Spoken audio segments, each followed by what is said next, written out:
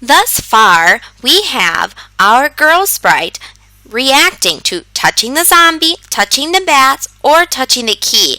And we have also programmed what will happen when we touch the green arrow. But we didn't program yet how she's going to move. So what I want to do is go into the Scripts tab, choose the event for when a key is pressed.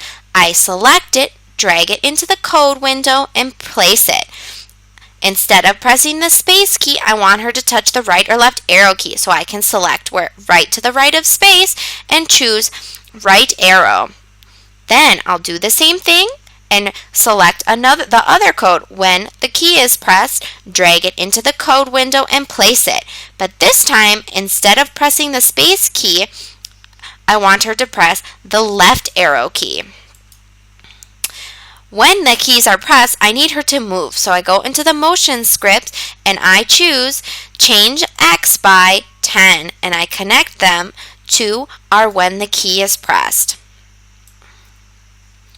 When I press the right arrow key, I want her to move by positive 10. But when I press the left arrow key, I want her to move left. So I need to change that to change X by negative 10. Now I can test it by pressing the green flag. I notice that when I touch the keys, she moves way too slowly. It's going to make the game really hard. So I'm going to change it from change X by 10 to change X by 20. So each time I press the key, she goes a farther distance.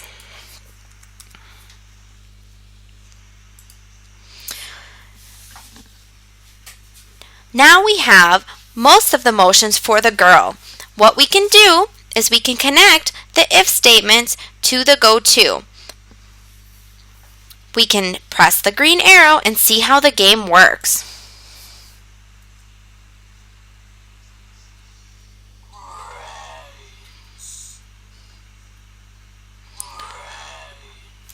If you notice, I am on top of the zombie, but she isn't screaming or saying anything. That's because all of our if statements need to be in a forever loop. We need to forever check if she's touching the zombie. So I will go to the control scripts and I will choose the forever loop and I will place it into the code window and connect it to the go-to X. Then I will put my if statements inside the forever loop. As I mentioned in a previous lesson, whenever you use a forever loop, it's always a good idea to put some waits in so there's time for processing. So I will put a wait beneath each one of the if statements.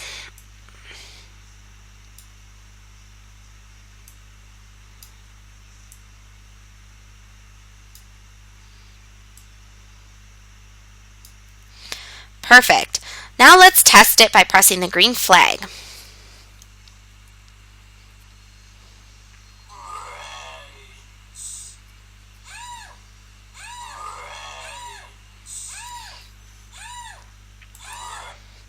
That's pretty good for now.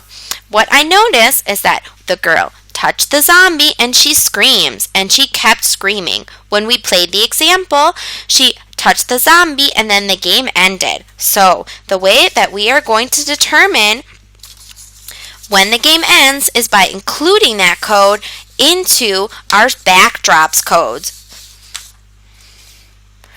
Let's save our progress and then get started on writing the backdrop code.